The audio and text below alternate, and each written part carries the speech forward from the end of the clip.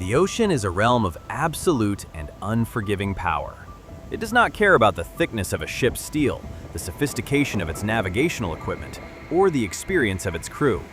When the conditions are perfectly aligned, the sea can produce terrifying anomalies that test the absolute limits of human engineering.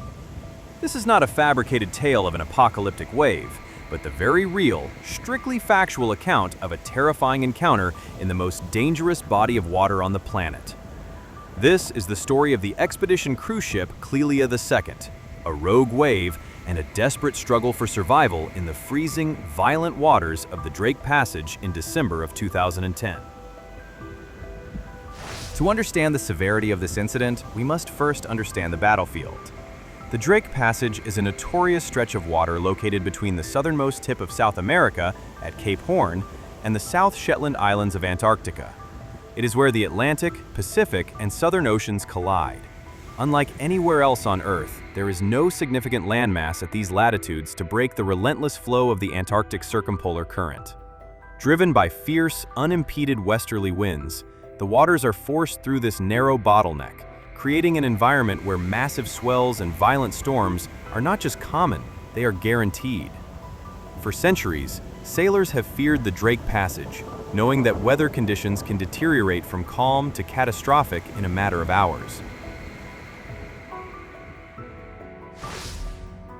The Clelia II was a vessel specifically built for these extreme environments.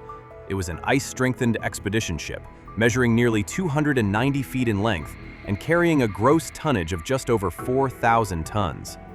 It was designed to offer luxury and safety to adventurous travelers wishing to explore the frozen beauty of Antarctica. In early December 2010, the ship was concluding exactly such an expedition. On board were 165 souls, consisting of 88 American passengers and 77 crew members.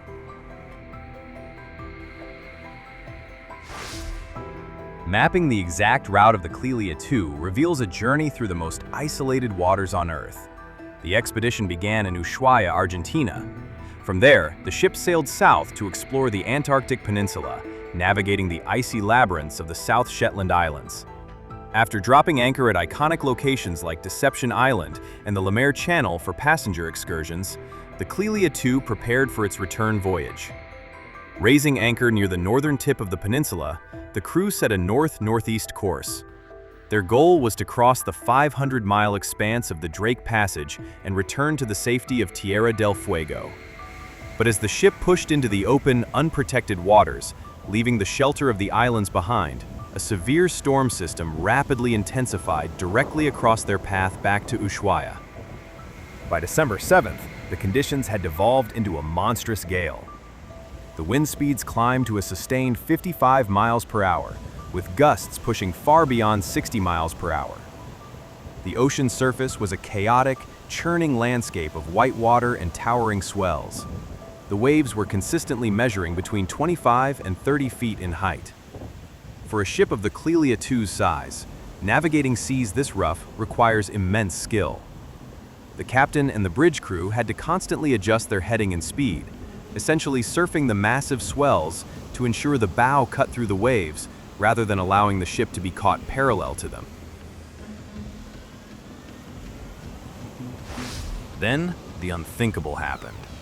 It is a phenomenon known in maritime science as an extreme wave, or a rogue wave.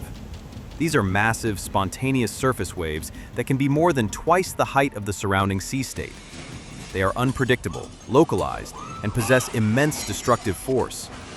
While the exact height of the rogue wave that struck the Clelia II was impossible to measure in the chaos, eyewitness accounts and subsequent damage reports confirmed it was a wall of water significantly larger than the surrounding 30-foot swells.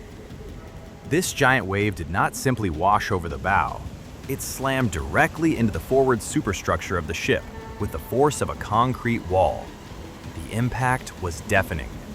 The sheer weight and kinetic energy of the water struck the bridge, the absolute nerve center of the vessel. The pressure was too much for the reinforced marine glass. A critical window on the starboard side of the bridge shattered completely. Instantly, the freezing, violent water of the Southern Ocean poured into the bridge. This was the defining moment that turned a severe storm into a critical emergency. Modern ship bridges are packed with highly sensitive electronic equipment: radar arrays, navigation computers, communication consoles, and engine telegraphs. Seawater is highly conductive, and when hundreds of gallons flooded the control panels, the result was immediate and catastrophic. Massive electrical short circuits began tearing through the ship's systems. Sparks flew, alarms blared, and then the most terrifying sound a sailor can hear in a storm occurred: silence from the engine room. The electrical failures cascaded down to the propulsion systems. The Clelia II lost control of its starboard engine. Furthermore, the short circuits knocked out crucial communication systems, temporarily severing the ship's connection to the outside world in the middle of a screaming gale. Losing propulsion in a storm is a worst-case scenario. When a ship has engine power, the captain can keep the bow pointed directly into the oncoming waves, allowing the hull to slice through the water and minimize the rolling motion. This is called keeping headway. Without sufficient forward momentum, a ship becomes a victim of the ocean's physics. The wind and the massive waves quickly push the Clelia II sideways, parallel to the swells. This is known as being caught in the trough of the waves. In this position, the vessel began to roll violently from side to side. Without the thrust of the engines to help the stabilizers do their job, the ship was entirely at the mercy of the 30-foot seas. Passengers were confined to their cabins, holding on for their lives as furniture was thrown across rooms and the deck angled at terrifying degrees. The vessel pitched and heaved helplessly. Fortunately, the Clelia II was not entirely alone. Another expedition ship, the National Geographic Endeavour, was operating in the same general area.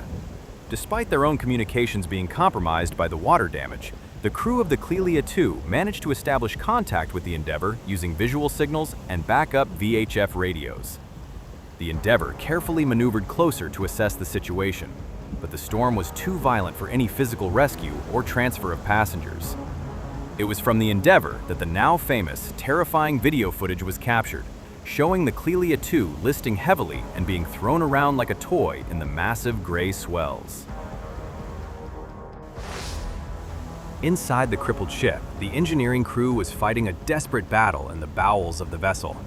They had to isolate the flooded, short-circuited systems on the bridge and manually bypass the damaged electrical grids to restore power to the remaining operational engine and the steering gear. Working in a pitching, rolling, deafening environment, the engineers displayed incredible professionalism.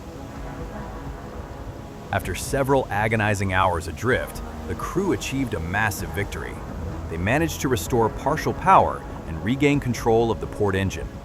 It was not full power, and the ship was severely wounded, but they finally had enough propulsion to turn the bow back into the waves. They were no longer helpless. With the National Geographic Endeavour acting as an escort, the Clelia II began a long, agonizingly slow journey back to South America.